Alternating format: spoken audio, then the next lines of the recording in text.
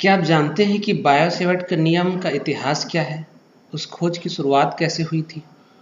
तो आइए शुरू करते हैं इस वीडियो में और जानते हैं कि बायो-सेवर्ट का नियम कैसे है। तो सबसे पहले बात करते हैं 1820 में जो हम साइंटिस्ट थे ऑस्टेड।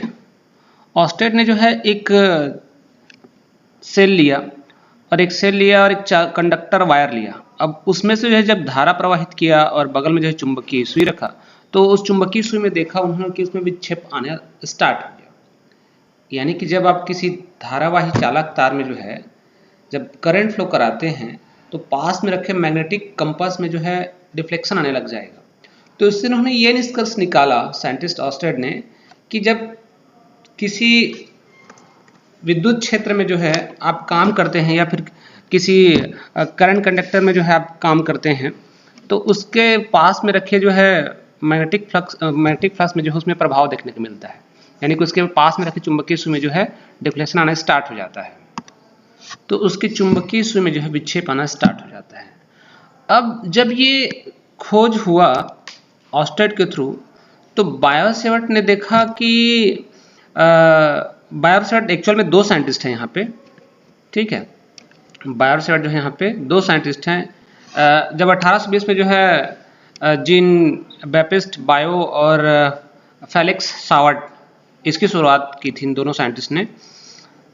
तो ये खोज जो है अचानक नहीं हुई थी, बल्कि जो हमारा ऑस्टेड जो साइंटिस्ट थे जिनका जो क्रांतिकारी खोज स्टार्ट हुआ था कि जब किसी धारावाही चालक तार में आप धारा प्रवाहित करोगे, ठीक है, तो उसके बगल में रखे चुंबकीय सुई में जो विक्षेप आने लग जाता है, अर्थात इलेक्ट्रिक फील्ड की वजह से जो है मैग्नेटिक फील्ड वहाँ पे जो है क्रिएट हो जाता है। यानी कि मैग्नेटिक फील्ड जो है वहाँ पे बनना स्टार्ट हो जाता है। तो ऑस्टेड की खोज में उन्होंने देखा कि जब किसी तार पे जब विद्युत धारा प्रवाहित की जाती है तो उसके पास रखी चुंबकीय सुई में जो है विक्षेपित होना स्टार्ट हो जाता है।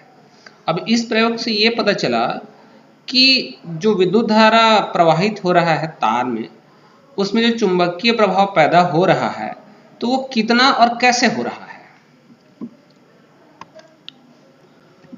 बल्कि ये भी जानने का प्रयास किया कि जब चुंबकीय प्रभाव जो है पड़ता है, चुंबकीय प्रभाव कितना और कैसे होता है और किन कारक पर निर्भर करता है, ये भी जानने का प्रयास किया। तो उन्होंने इस प्रयोग के माध्यम से ये बताया कि धारावाही चालक तार से जो है किसी बिंदु पर जो चुंबकीय क्षेत्र की तीव्रता कैसे बदलती है और चुंबकीय क्षेत्र की तीव्रता कैसे ज्ञात करेंगे, ये जानने का प्रयास किया।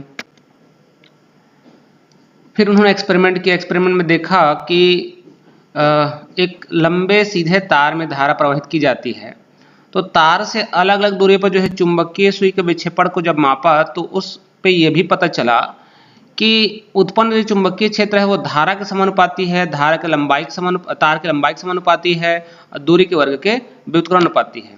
तो धारा और बिंदु जोड़ने वाली रेखा के बीच का जो कोण है वो कोण क्या है, साइन थीटा बनता है, ये भी देखा। सन 1820 में जो खोज हुई वो कोई आम खोज नहीं थी, बल्कि एक चमत्कारिक खोज थी। उस खोज ने जो है विज्ञान के जगत में एक नया क्रांतिकारी युग ला दिया। खोज था साइंटिस्ट ऑस्टेड का। उन्होंने क्या किया कि एक चालक तार लिया, उस चालक तार में जो है धारा प्रवाहित किया, उस चालक तार में धारा प्रवाहित किया और धारा प्रवाहित किया तो पास में रखे चुंबकीय सुई में, चालक तार के पास रखा उन्होंने एक चुंबकीय सुई, तो उस चुंबकीय सुई में जो विक्षेप आने लग गया। तो ये खोज जो है उस समय की बहुत बड़ी चमत्कारी खोज मानी गई कि कैसे किसी चालक तार में जो है धारा प्रवाहित करें तो उसके बगल में रखे चुंबकीय सुई में जो है विक्षेप आ जाए। ये किस प्रकार का खोज हो रहा था, कैसे खोज हो रहा था, ये जो है अचंभित करने वाला खोज था। तो बाद में ये पता चला, साइंटिस्ट ऑस्टेड ने ही बताया इसको, कि जब किसी आप धारावाही चालक तार में जो है जब करंट फ्लो कराएंगे, जब धारा प्रवाह कराएंगे, तो उससे जो है एक मैग्नेटिक फील्ड उत्पन्न होता है, यानी कि चुंबकीय क्षेत्र उत्पन्न होता है। अर्थात हम ये कह सकते हैं, क्या कह सकते हैं कि विद्युत क्षेत्र की वजह से जो है चुंबकीय क्षेत्र उत्पन्न हो जाता है और चुंबकीय क्षेत्र की वजह से जो है विद्युत क्षेत्र उत्पन्न हो जाता है। अब बाद में यही थ्योरी जाकर क्या कहलाया, इलेक्ट्रोमैग्नेटिक फील्ड कहलाया, यानी कि विद्युत क्षेत्र चुंबकीय क्षेत्र दोनों मौजूद रहा। तो आइए शुरुआत करते हैं, साइंटिस्ट ऑस्टेड की खोज में चलते हैं हम। पीछे का इतिहास पढ़ते हैं, क्या है इनका इतिहास, कैसे रहा, किस प्रकार जो है इन्होंने ये खोज स्टार्ट किया। तो सन 1820 का बात है।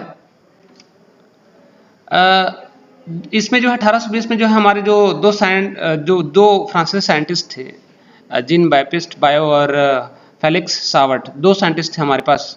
तो उन्होंने ये खोज किया। तो ये खोज के पहले जो है साइंटिस्ट जो हमारा ऑस्टेड था उनका खोज आया था। साइंटिस्ट जो ऑस्टेड, जिनके बारे में अभी मैंने बताया, आपको रूबरू कराया, उनका खोज स्टार्ट हुआ था। तो साइंटिस्ट ऑस्टेड ने क्या किया था कि जब किसी तार में जो है विद्युत धारा प्रवाहित की जाती है तो उसके पास में रखी चुंबकीय सुई जो है क्या हो जाती है, विक्षेपित हो जाती है। अब इस प्रयोग ने ये सिद्ध कर दिया कि विद्युत धारा से जो है चुंबकीय प्रभाव जो है पैदा किया जा सकता है, या फिर चुंबकीय प्रभाव जो है पैदा हो जाता है। इसके बाद 1820 में जो है हमारे साइंटिस्ट जीन बैप्टिस्ट बायो और फेलिक्स सावर्ट ने जो है खोज किया, या फिर ये कहें कि जो ऑस्टेड की खोज थी जो है उससे प्रभावित होकर जो उन्होंने इस काम को आगे बढ़ाया। ठीक है, और उन्होंने भी जो है इस फील्ड में एक क्रांतिकारी खोज की। तो उनका खोज क्या था? साइंटिस्ट बायो और सावर्ट का जो खोज था वो ये था कि ऑस्टेड के एक्सपेरिमेंट के बाद जो है उन्होंने ये जानने की कोशिश किया कि चुंबकीय प्रभाव कितना और किन किन कारकों पर निर्भर कर रहा है, और प्रयोग के माध्यम से ये मापा कि धारावाही तार जो है किसी बिंदु पर चुंबकीय क्षेत्र तीव्रता कैसे बदल रही है। तो इसमें 3 फैक्ट हुआ। एक तो चुंबकीय प्रभाव कितना रहा, दूसरा किन किन कारकों पर निर्भर कर रहा, और तीसरा जो चुंबकीय क्षेत्र की तीव्रता है वो कितना रहा और कैसे रहा, यानी कि इसका मान कैसे बदल रहा है। तो जो हमारे पास साइंटिस्ट जीन बैप्टिस्ट बायोट और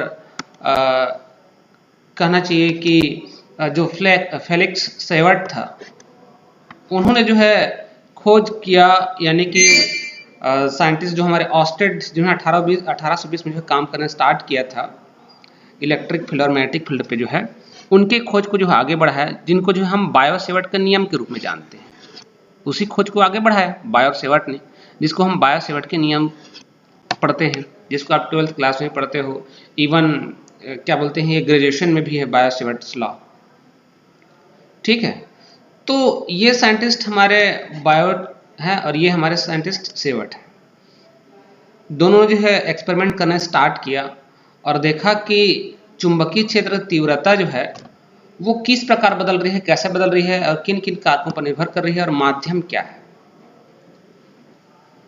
यहां से खोज जो है बेसिक खोज स्टार्ट हुआ। यहां से बेसिक खोज जब स्टार्ट हुआ तो उन्होंने एक्सपेरिमेंट में क्या किया? एक्सपेरिमेंट में उन्होंने किया कि एक लंबा तार लिया, उस लंबे तार में जो है अलग अलग दूरी पर रख के जो है धारा प्रवाहित स्टार्ट किया। धारा प्रवाह के दौरान जो उन्होंने देखा कि चुंबकीय सुई में जो है विक्षेप किस प्रकार आ रहा है, चुंबकीय सुई में विक्षेप जो है किस प्रकार हो रहा है, उस विक्षेप को मापा उन्होंने। और ये पता चला उससे कि जो उत्पन्न चुंबकीय क्षेत्र है वो धारा के समानुपाती है, यानी कि किसी चालक तार में जितना ज्यादा धारा प्रवाहित करेंगे उसके आसपास में उतना ही ज्यादा जो है मैग्नेटिक फील्ड क्रिएट हो जाएगा। तो ये तो पहला पॉइंट था, ठीक है, कि धारा के समानुपाती होता है चुंबकीय क्षेत्र। दूसरा पॉइंट क्या था? तार की लंबाई के भी समानुपाती होता है। तार की लंबाई के भी क्या होता है? समानुपाती होता है। और तीसरा पॉइंट क्या था कि बिंदु की दूरी के वर्ग के व्युत्क्रमानुपाती। जिस बिंदु पे आपको मैग्नेटिक फील्ड निकालना है उस बिंदु से जो है जो हमारा सेंटर पॉइंट रहेगा, उस सेंटर पॉइंट का जो बीच का डिस्टेंस रहेगा, जैसे मान लीजिए हमारे पास जो है ये कोई कंडक्टर है, इस कंडक्टर से जो है ये हमने पॉइंट लिया O। अब यहाँ पे कोई पॉइंट P है, इस पॉइंट P पर हमको क्या निकालनी है? मैग्नेटिक फील्ड निकालना है, मैग्नेटिक फील्ड B निकालना है, चुंबकीय क्षेत्र तीव्रता निकालनी है। तो O से P तक का जो डिस्टेंस है वो R है, इस R पे डिपेंड करता है, और ये R के व्युत्क्रमानुपाती होता है, जो कि तीसरा पॉइंट था। मैंने बताया पहला पॉइंट क्या? पहला पॉइंट जो है जो चुंबकीय क्षेत्र है धारा के समानुपाती। दूसरा क्या?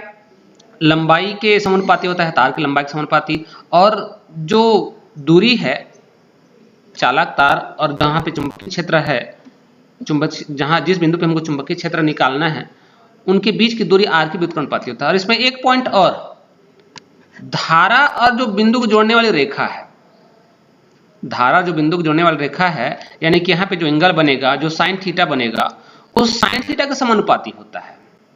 इसका होता है साइन थीटा के समानुपाती होता है। यानी कि क्या बन जाएगा, यदि इसको यहाँ से जो है एक अल्पांश तार ले लिया जाए, छोटा सा तार ले लिया जाए, तो dB इक्वल टू क्या बन जाएगा, dB इक्वल टू जो है IDL sine theta upon R square.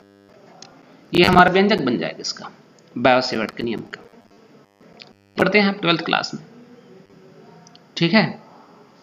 तो यहां से हमारा खोज जो है, मेन खोज जो है स्टार्ट हुआ था इलेक्ट्रोडायनेमिक्स का, कहना चाहिए। तो इसका एक्सपेरिमेंटल इफेक्ट क्या था, इसका वैज्ञानिक महत्व क्या था, इसका खोज के दौरान जो है, जो हमारा इलेक्ट्रोडायनेमिक्स की शुरुआत हुआ था, वो उसमें क्या क्या प्रभावशील रहा ये खोज। तो ये कहा जाए कि जो ये खोज था वो तो एक तरीके से इलेक्ट्रोडायनेमिक फील्ड में जो है मील का पत्थर साबित हुआ। क्यों? क्योंकि इसी नियम के बाद जो एम्पेयर का नियम स्टार्ट हुआ।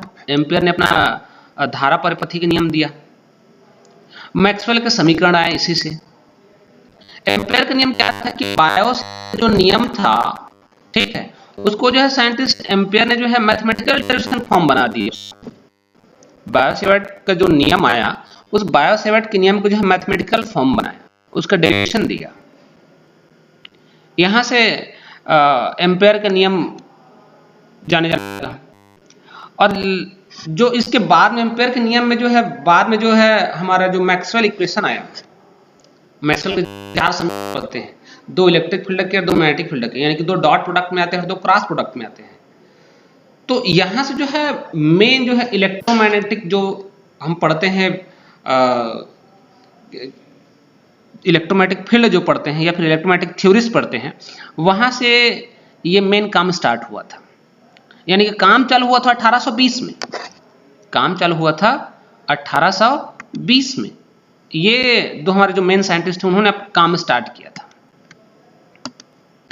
यहां से स्टार्ट हुआ था काम, जीन बैप्टिस्ट बायोट और फेलिक्स सेवर्ट के थ्रू, ठीक है।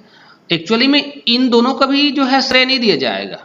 जो 1820, हालांकि 1820 में इन दोनों ने भी खोज स्टार्ट कर दिया था, ऑस्टेट के जो काम था उसको आगे बढ़ाने का स्टार्ट कर दिया था, क्योंकि 1820 में ऑस्टेट ने शुरू किया था।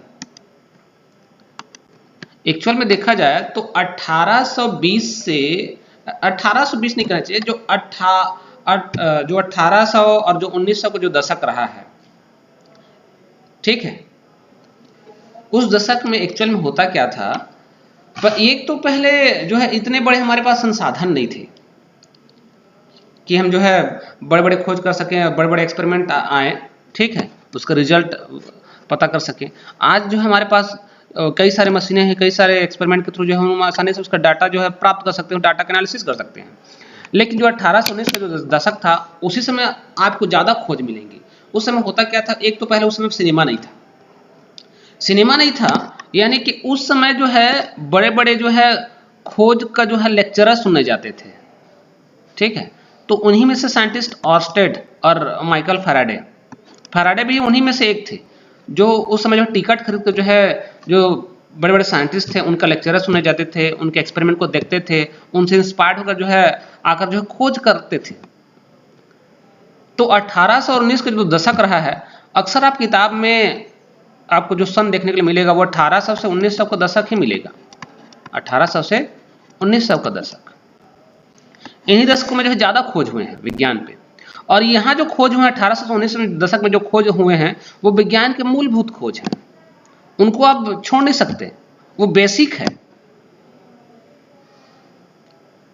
ठीक है।